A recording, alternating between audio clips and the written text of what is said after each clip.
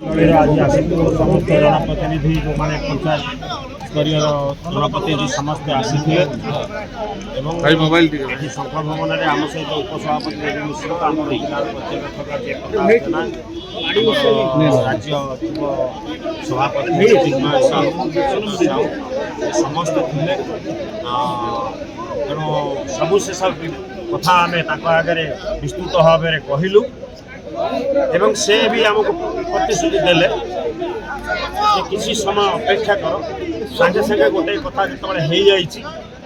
सागे सागे बर्तमान हवाटा किसी ठीक हम ना टे समय को अपेक्षा कर बहुत कम समय जहाँ हेले आम न्याय शुणु आम जाचु दीर्घ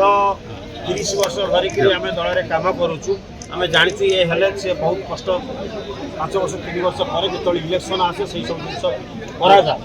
व्यक्तिगत करा जाए किंतु जिते बड़े भी जाऊ नेता को निर्गमन कराई आम पाटकुरार बर्तमान ये जो युव विधायक जोटा